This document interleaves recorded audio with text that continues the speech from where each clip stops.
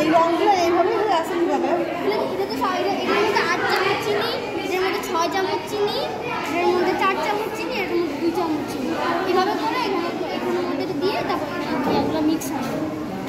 এভাবে দিলে স্তর হয়ে থাকবে।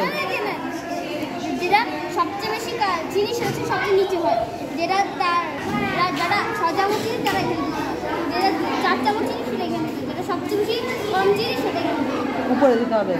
ও, যেটা সব থেকে কম সেটা উপরে, যেটা সব থেকে বেশি সেটা নিচে।